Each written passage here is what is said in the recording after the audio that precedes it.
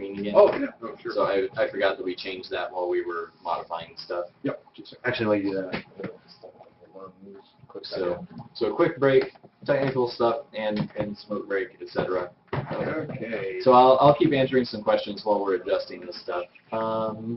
Let's see. Will there be any regenerators or enemies that are impossible to kill but must be avoided every so often to trip you up? So, and yeah, we will have some enemies that either are kind of impervious to all weapons or maybe impervious to some weapons. So you might have to use either your kind of shield bash, which we don't totally have implemented yet, or maybe use a wand to kill some enemies. And that's actually kind of the goal for the ghost eventually. Like right now you can attack ghosts with the sword, but that doesn't make a whole lot of sense because they're sort of, like ectoplasmic whatever entities. So we're probably going to change that so you can only attack ghosts with magical items or abilities. And there will be, some other enemies that maybe are impervious to everything, and we just haven't totally designed those yet. Okay, looks like we've got our adjustments made, so Brill is going to start playing again here. Let's see. What options do you have for recovering lost equipment after you die? So whenever, this is something we talked a little bit about earlier if anyone missed it, but anytime you die, you actually have to choose a new character up in the jail where all the characters are kind of held in these jail cells. So you can switch classes or keep the same class if you want, but the character will have a new name, totally new person because your last character died. Kickstarter backers, $40 and up, can actually contribute a character name. So if you want to, name one of the characters Ryan after us because you like us so much, or probably more commonly after yourself, but yes. Yeah, but so you could name a character Ryan, and so you get Ryan the Rogue or whoever, Ryan the Barbarian, and then if that character dies, well, you probably won't see Ryan again unless we run out of those names. So that's kind of, we do have a form of what we're calling semi-permadeath.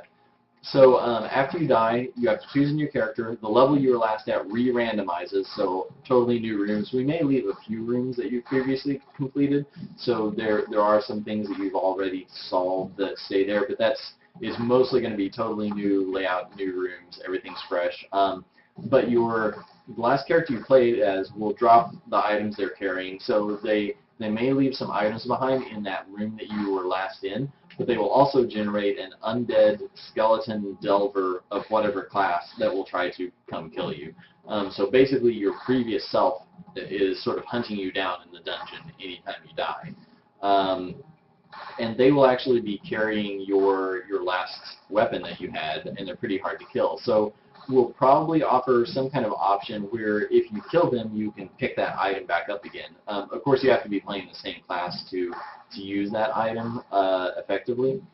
And something else we had talked about before, you can actually pick up weapons from other classes, like the wand that Ryan has right now in his inventory slots there. That would actually be a permanent weapon for the sorcerer, but it's just a temporary weapon for the rogue because rogues don't really know how to use wands, so they can only use them about 5 times or so before breaking them. So that's kind of the idea. So you could find a spear as the rogue, like a Templar style spear, but only use it a few times, more than likely.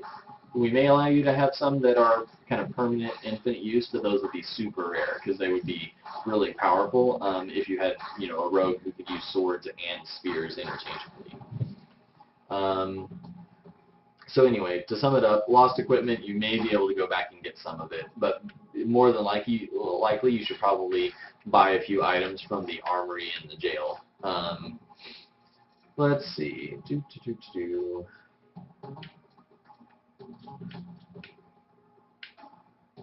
So someone asked if we'd looked into cross-promotional stuff with other games or campaigns on Kickstarter, help us get toward the funding goal faster. Yeah, we've actually talked to a few different people.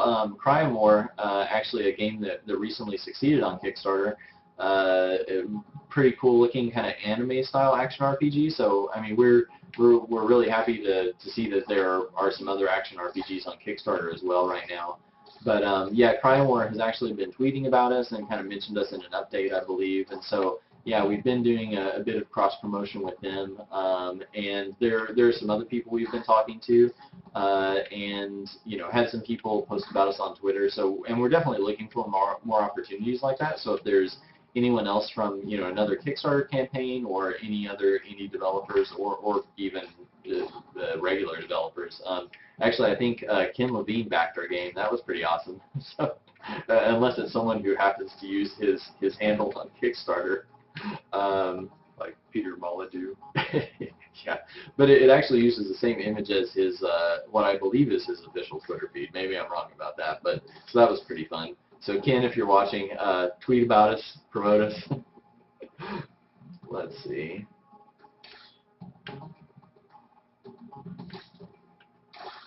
And someone was asking about Machine of Death. I'm not actually familiar with that game. I guess they were mentioning it's on Kickstarter right now. I just saw that the other day. Yeah, okay. and I didn't look at it really very long. I just noticed that it was there. So it looks like maybe we should try checking them out and seeing what their game is like, and maybe do some cross promotion. So it's all that stuff of course takes time. We'll try to get to what we can. But for people who are concerned about us just promoting the game, we have the build we're showing right now. We actually sent it to some press, pretty limited selection, but we also, you can actually go on YouTube right now to Northern Lion's channel. He does a lot of really fun Let's Plays, pretty well known for Binding of Isaac playthroughs. And we actually sent him this demo, and so he has I think a half-hour long video up on YouTube, just went up a couple hours ago. We actually didn't even have a chance to watch it because we were prepping this live stream. So yeah, we are trying to promote the game as much as possible, trying to get some more press out, cross-promotion, all of that. If you have any friends in the industry or anyone, if you just want to tweet about us, Facebook, all of those things are great. We've gotten a lot of support from Facebook and Twitter. So.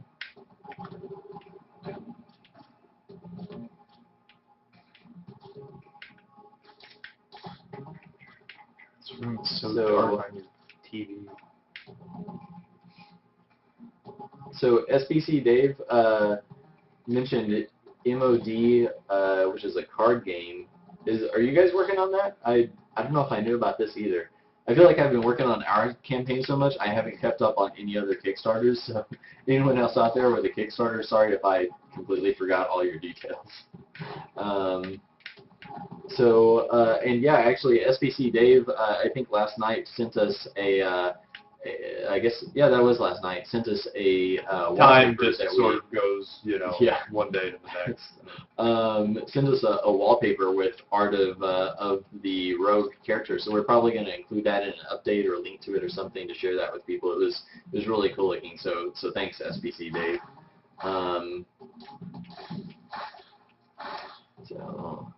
And I think we're caught up on all the questions, so yeah, if anyone has any more questions, go ahead and hit us up. Actually, I'm going to check Twitter and see if anything else is going on there. I had someone tell me that the feed was getting hammered, so if we're having any technical difficulties, we're probably not going to know it unless you say something to us, so. Someone on Twitter just asked, they said they pledged $25 to the Kickstarter, and they were wondering if they get to play early builds. You won't actually get to play this build unless you're going to PAX, because this is our super early pre-alpha, not really ready to show to the public because it's got a lot of bugs and this isn't fully feature complete. But yeah, if you back at $25 or above, you'll get access to the closed alpha, which I believe will be in late June or early July, and then access to the closed beta in August. 28 rooms.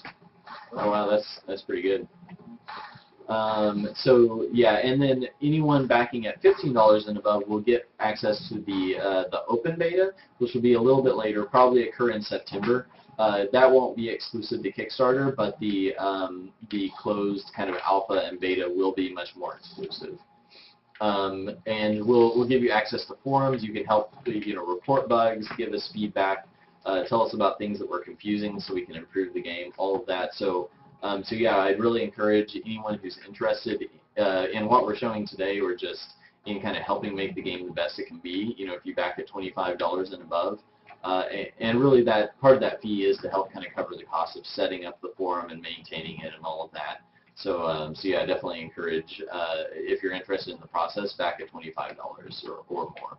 So you want to go ahead? Yeah, Go I'm just through. going to want to cut through. Hopefully the long ends will turn out completely. No. Oh, no. Oh, there's crossbow bolts. So SBC Dave was asking, on the fireball turrets, any way we could basically identify which way they're going to shoot? So yeah, That's a question for you, my friend. Well, yes. We sort of, the original idea was that they would shoot in all 4 directions, and we were going to have a different type of turret that would just shoot in a single direction. But yeah, we need to redo the turrets, so we'll have, probably what we'll do is just make it so that the guns, like they can have anywhere between 1 and 4 guns pointed in whichever directions they're going to fire. And probably one that rotates too. So oh yeah, I mean the idea for this one was that it was going to be rotating, so I made it just 4-sided.